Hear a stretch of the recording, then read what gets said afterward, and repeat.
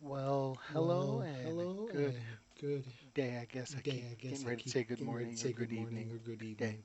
Good day. My name's Lewis. Welcome again to our daily encouragement channel. It's kind of neat. We're trying It's kind some of neat. We're new trying some equipment new out here. Hope equipment that out it here. Hope works. that it We'll works. test out the audio afterward and see how well it sounds. But thank you for taking the time to join us here. If you're not familiar with our channel, what we do is follow exactly as I'm saying. We go through and try to provide daily encouragement, stuff to uplift your spirit or at least let you know you're not alone. You're not the only one dealing with whatever difficulty or struggle that you're going through. If it's been an encouragement to you, I definitely ask that you leave a comment, leave a share, share it with friends. Hopefully, again, it will be a great encouragement to you. I share this on multiple platforms, so if they're not a YouTube person, I do share it on Rumble. I do also use Spotify for podcasters, and they actually share it on a couple other sites as well. So it's out there in multiple places. Again, I'm not looking. This isn't intended to be my next income bearing job or something like that, but it's literally intended to be an encouragement. So for the last couple videos, we've discussed what is it like when you're dealing with an issue or you're dealing with a problem and you have those that are trying to encourage you, trying to uplift you, and it's not working because people don't know what you're going through. People don't understand what you're going through. And to be quite transparent, sometimes the my friend told me the word platitudes that you get end up being just at that time words because you're dealing with your struggle, you're dealing with whatever that issue is. You're not in the mood to deal with someone telling you it'll be okay or God's got something good for you, which is true and it's accurate, but it doesn't take the pain away. It doesn't take the hurt away. It doesn't take the sorrow away. It doesn't take all those negative, depressed feelings. And it doesn't necessarily bring you joy. It doesn't always bring you happiness. It doesn't bring you contentment.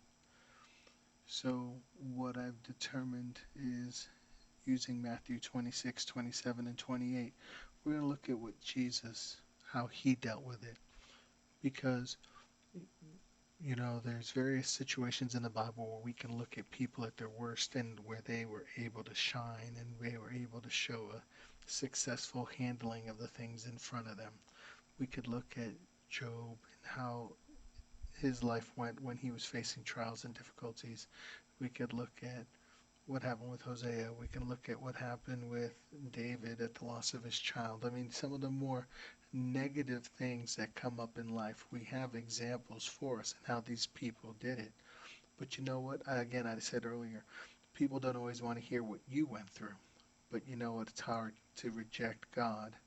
And when he also says his word won't return void, and we have to trust that there's a reason and a purpose, an opportunity for him to shine forth his grace, his mercy, his love. So uh, we had went through the first half of Matthew chapter 26, talking about how Jesus faced right in the first couple verses, telling the disciples he was going to be betrayed, he was going to be leaving, and yet still he kept going forward, knowing what was coming.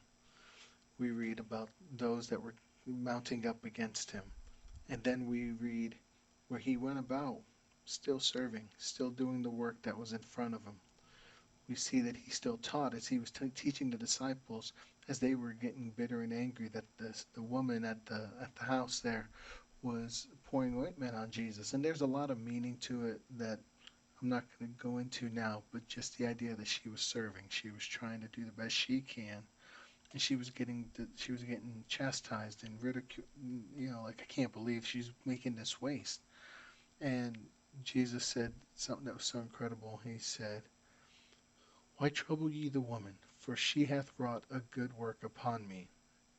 For ye have the poor always with you, but me ye have not always." I didn't even mention this in the first video, but guys, focus on what's important, what's necessary.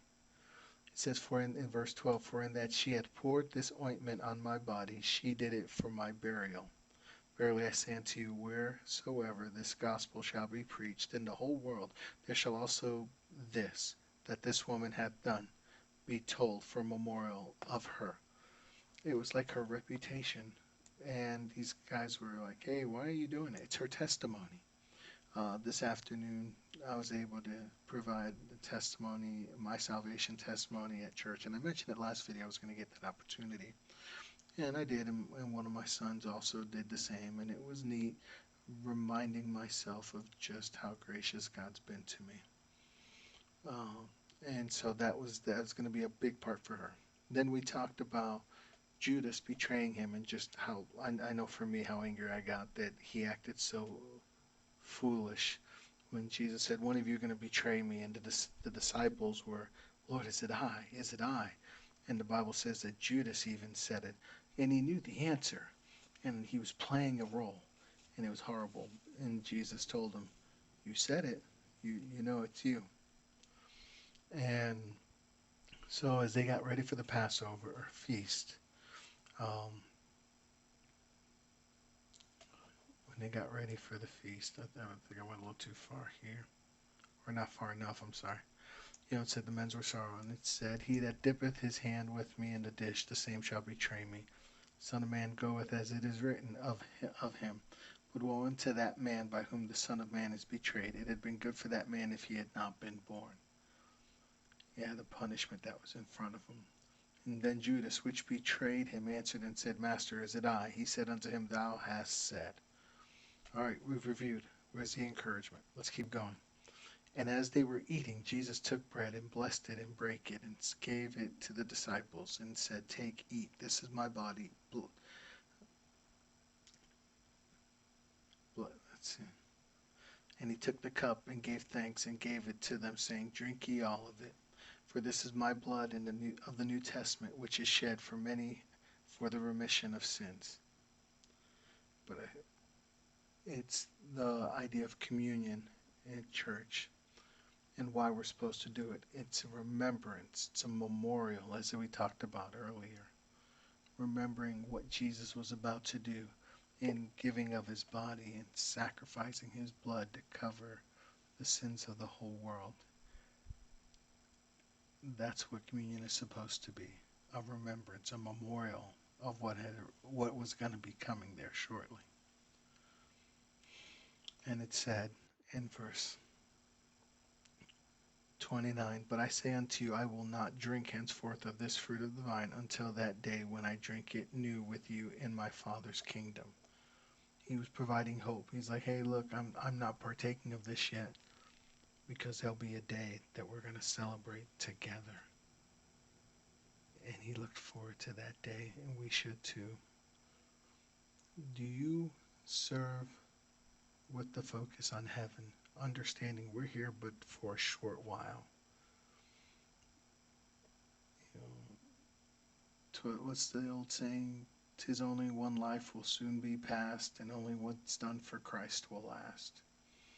You know, many people get so focused on things, on stuff, and the pleasures of this world, as the Bible calls them, the pleasures of sin for a season. And they get so caught up in that.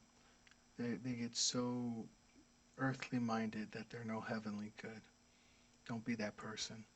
If you get caught up trying to get things, you'll never be content, because there'll always be a better phone, a better TV, a better car, a better relationship at least what you think will be better. It happens. I've seen it. Um, Sometimes I live it because I think, oh, there's a better earbuds out, or a better phone, or a better computer, and there's really not. All right, last little part I want to go over because I see we're already at time, and my goal is to get these back at the 10-minute mark.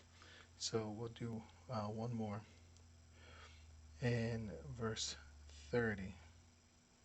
It says, "And when they had sung an hymn, they went out into the Mount of Olives. Then saith Jesus unto them, All ye shall be offended because of me this night. For it is written, I will smite the shepherd, and the sheep of the flock shall be scattered abroad." He was foretelling of what was going to come. "But after I am risen again, I will go before you into Galilee." Can you imagine that? The encouragement I want you to have today. And I want you to picture this. Many a movie that's out there I've seen, the hero movies, always has one person that's going to be the hero and go and save the day. It's going to be the person that goes and conquers the army. He's going to be the person that defeats the enemy and leads his team to battle, leads them to victory, may even go and rescue some of the captives.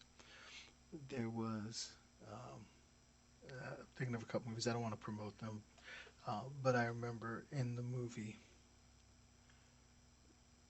people were captured. They were stuck. They were getting ready to face death, and all of a sudden, they look. Okay, I'll give you an easy one. In the movie The Incredibles, number 2, uh, the parents, Bob and Helen, get captured and are under the control of the main bad guy, the villain of the cartoon that or the movie. And the three kids work together to go and to free mom and dad and even the friend that got captured. Now, what's a cool thing in the movie is when you know that it's coming, that, oh, that person's going to be saved, they're not going to be left to just die, because that would be a horrible end to the movie. Well, guess what? Jesus is going to come get us one day, and he's going to bring us to heaven when we trust in him. And the pain and the struggles and the difficulties you faced in this world will soon be over, and we'll be with him forever and ever and ever. What a cool passage. Anywho, like I said, I'm trying to cut these back down. I'm at 13 minutes, so we're going to go ahead and stop for today. Thank you so much for taking the time to watch. Again, YouTube, rumble.com, or Spotify for podcasters. You can look this up and definitely show your support by sharing a like, a comment, feedback of any sort. Until the next time, all I do is challenge you. Understand this life is not about you, and focus on others and spend your energy as best as you can in serving other people. Thanks. Have a great day.